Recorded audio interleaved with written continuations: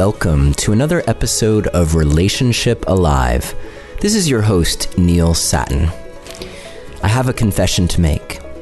It's about 11:15 at night, and this podcast should have been recorded 2 days ago, but it wasn't, and I think the reason that it wasn't is why I'm here now at 11:15 at night with the most, maybe one of the most important episodes that I've had. Now, why is it important, you ask? I'm about to tell you. But first, I just want to also let you know that the course that Chloe and I have begun, it's called Thriving Intimacy. It's a 7-week-long course. We just started, and it's been totally amazing. Even after our first class, we got feedback from several students saying they were already noticing things happening in their relationship. So it's not too late to join this time around. If you want more details, you can go to neilsattin.com/course, or you can text the word intimacy to the number 33444. We have a few spots left, so if you're interested, check it out. Anyhow, back to why it's so late at night and why this is so important. Well, one of the most crucial aspects of being in relationship is being able to show up, and being able to show up fully. And in fact, that was part of what our first class in our course was about. It was all about developing presence, how to do it, how to know when it's happening, how to know when it's not happening, how to ask for it. And but part of being present is actually being able to be present, and that can be really challenging in today's world because there is so much going on. Now, I don't know about you, but in my life, I have a couple kids who are, of course, amazing and who require time and attention. I have this work that I do, the podcast, and my work as a coach and with clients and the course that we're doing. And also all of the professional connections that I'm making in this world of relationships and love and dating. And we just adopted a dog, so I have a dog. So I'm just giving you a little bit of, oh, and by the way, there's like all that other stuff that needs to get done. The laundry, the grocery shopping, the bills need to get paid, the lawn needs to be raked, things like that. I know I'm not alone. Most of you, if you're listening, you're probably saying, oh yeah, I've got a lot of stuff going on in my life too. So how do you show up fully in your relationship? Because of course, that is also one of the most important things going on in that whole list of things going on. How do you show up fully when there's so much else that's happening in your life that demands attention? That is a good question. And the first thing that is so important is to prioritize your self-care. Now, this could be as simple as giving yourself 5 minutes a few times a day to just sit back, close your eyes, and breathe, and just allow your thoughts and stress and all of that stuff to just go. In fact, maybe I'll do a little guided meditation as part of this. Now, if you're driving and listening to the podcast when I go into the meditation part, you're probably going to want to hit pause and then resume afterwards. But I'm going to talk for a minute or two more before we do that. So yeah, your self-care. And the reason that self-care is so important is that if you're not taking time to rest, to rejuvenate, to, well, you've probably heard the phrase, fill your own cup. If you're not taking the time to do that, then you're not going to have a lot to bring to your life and to your relationship. And I can attest to this. There are times when I'm when there's a lot going on and it's really hard for me to be present because there's so much else that's pressing and demanding my attention. So part of the art of presence is being able to be present even when that's going on. And that's something we talk about in the course, and we'll talk more about that in a later podcast episode too. But before, I mean, I don't want you to have to always be doing that, always be like willing yourself into presence. And so if you're not going to always be like finding ways to corral yourself into being there in the moment, then you have to fill your reserves. And so first thing I'd like you to do is to think for a moment about what are some things that you know, and they're going to come to you right off the top of your head or right from your gut. These are the things that you're like, yeah, if I just spent 5 minutes a day doing that, it would make such a difference. Maybe it's the 5 minutes you spend on Sunday planning your week, or maybe it's the 5 minutes you spend at the end of every day looking back over the day and being thankful for what you have, or giving yourself credit for what you accomplished, the things you did well. Those are just a few ideas. There's of course, the meditation part that I mentioned earlier, and that's come up on the podcast a few times. Self-care could be simply giving yourself downtime, simply identifying like, oh yeah, I used to play guitar, or I used to paint, or I used to dance, or often it's things you used to do and used to do back before life got so serious.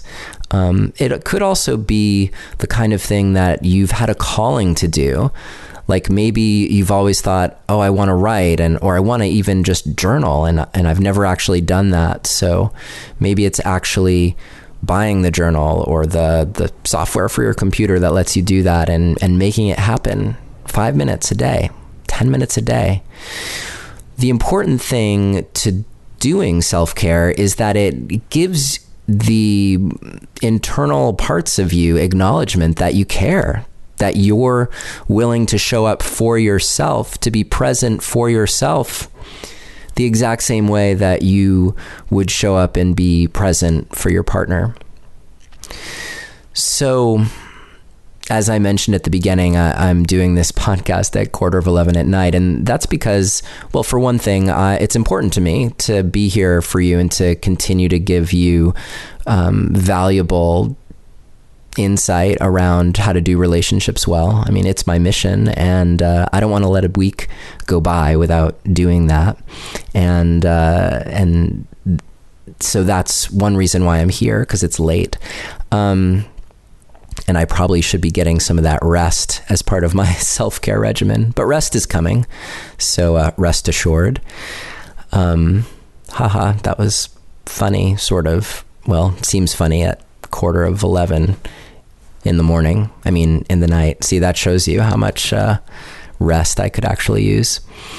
But it's also been an incredible couple days, really full, and I have taken just those few minutes in the morning to help fuel me. So for me, I've been experimenting with listening to binaural beats just with a simple app on my phone, just taking a few minutes out in the morning to do that and see what effect that has.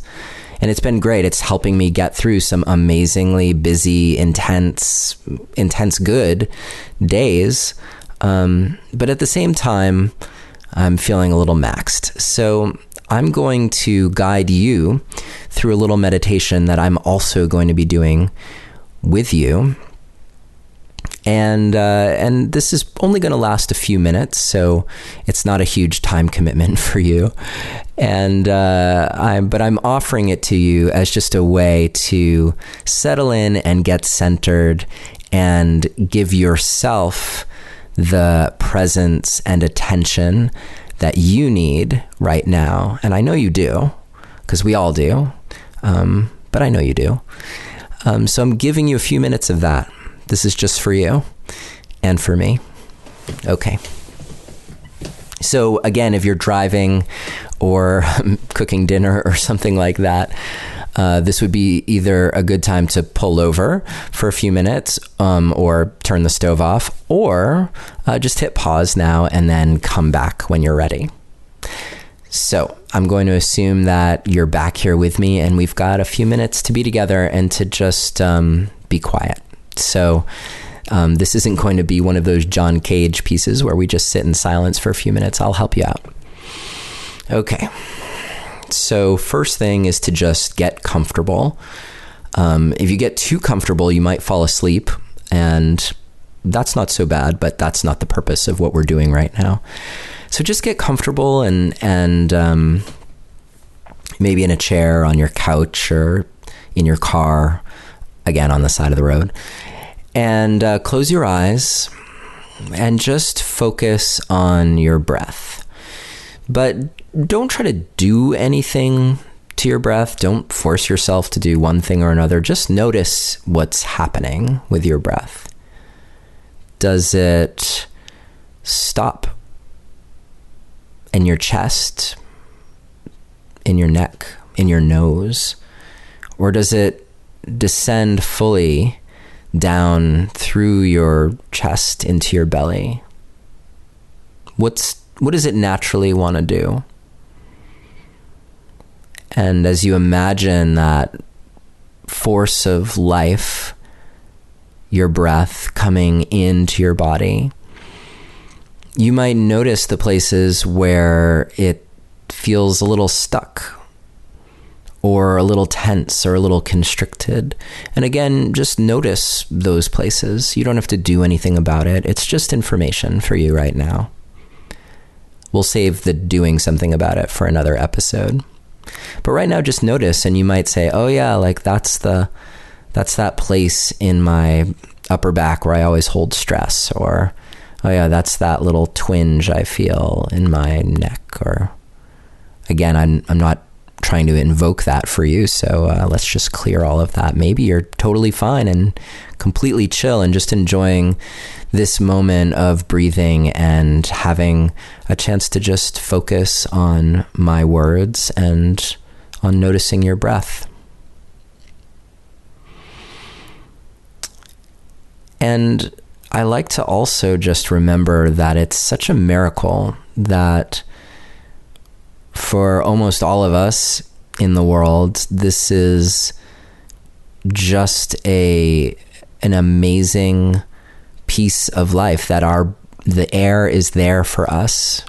All you have to do is let the air pressure do its thing, maybe along with your diaphragm, and it fills your lungs and sends that oxygen that every single part of our body needs, and it sends it to every single part of our body, one little cell and molecule at a time. It's pretty amazing. So maybe just as you're breathing, take a moment to just appreciate that fact that you're breathing. It's pretty cool. And it's how we live. And it is something that was simply given to us through existing. And you might also notice the place where your body meets whatever you're sitting on, like that feeling of support from the cushion or chair or floor beneath you. And just notice that it's there, and beneath that, there's more structure, and beneath that, and eventually you reach the earth, which is also there beneath you, unless you're listening to this on a plane, or on the International Space Station, and hello, by the way. But for the most part, for us, there's structure beneath us, and that structure ends up on the planet and in the planet, like the foundation of a house. It's there in the earth. And it can be easy to feel like, oh, like there's this heaviness, the gravity that's holding me onto the planet. But I like to imagine that the planet is actually coming up to support me. It has all of this energy and fire in its molten core that it shoots up through mantle and crust into the dirt, and it keeps the dirt warm. I mean, that's the whole way geothermal heat pumps work, right? It's like using the heat from the earth, that energy that's coming up, that's always there, keeping the earth going. So as much as there's the energy from the sun and the energy from oxygen, like those things are coming from above and around us, the earth is coming up from below us and holding us. So right now, the earth is there to support you. And you didn't even have to ask. It's there. And your breath continues to fill your lungs, and you didn't have to ask. It's there. And there's this place within you where the energy of the earth rises up maybe into your belly, and the energy of the air and your breath comes down into your belly as well. And those two forces can intermingle. It's like an alchemy. Earth, fire, air, all meeting together. And what does it produce? In me right now, I feel this aliveness that is nothing like the fatigue of 11:15 at night. It's this aliveness, it's this potential. I get excited, actually, which is good because I have a little reading to do before I go to sleep. What do you notice? What do you notice about the place where breath meets the energy of the earth within you?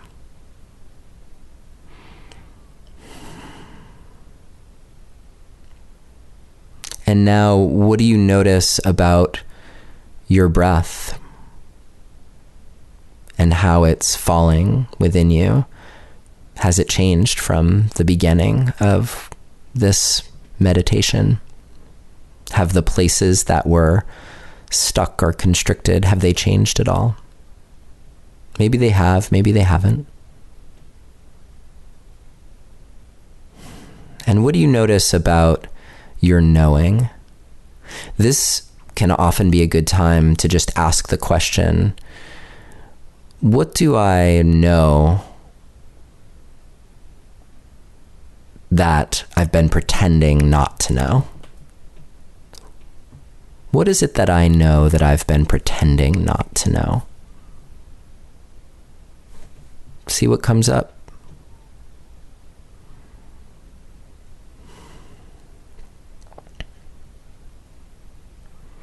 And if something comes up, you might want to take a moment to jot it down or send a text to your partner or close friend saying, oh my God, I just heard this voice speaking to me from within, and it was speaking clearly, this thing that I've actually known all along. That's my hope for you right now, that you do get something like that. Maybe it's just saying thank you. Thank you for taking this few minutes to just chill out.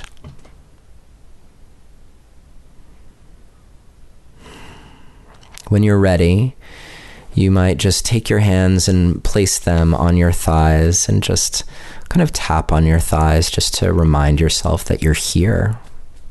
You're here in physical form. This is your body. And when you're ready, you can open your eyes and come back. Hi. Thank you so much for doing that with me.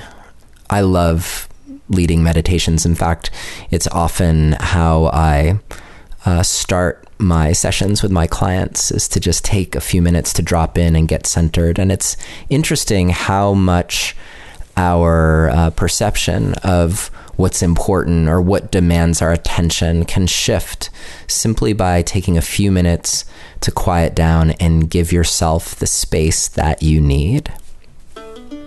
That's it for me today. Next week, tune in to a conversation with Sheila Heen, who is one of the co-authors of the book Difficult Conversations. We're going to talk about how to have the conversations about what matters most to you with people who may not agree with you. That never comes up in relationship, right? Hopefully not too often. In any case, that's next week's episode. Again, if you're interested in the course, neilsattin.com/course, or text the word intimacy to the number 33444 and follow the instructions. And as always, I invite you to download the free guide on my website that explores what we need in relationship, the core needs that we have. And it shows you how to figure out what your partner needs as well, and maybe what you're doing right and what could use some help in your relationship. So that is free. It's on my website. If you go to neilsattin.com, you can just click the Send Me the Action Plan button, or you can text the word relationship to the number 33444 and follow the instructions.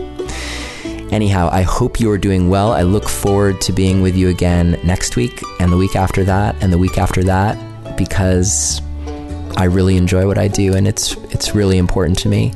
I was struck the other day. Chloe and I did a podcast interview for another show, and I'll tell you about that when it happens. But there were several times during the interview where I was moved to tears, and I realized as I was talking and as I was listening to Chloe as well, just how much I care. So I want you to know that I really do care, and I want you to have as much success in life and in love as is possible. So that's my wish for you as well. Okay. Take care until next week. And if you have any questions, you can reach out to me, Neilius, Neilius, at neilsattin.com. Or join the Relationship Alive community on Facebook. And we're happy to see you there. All right, take care.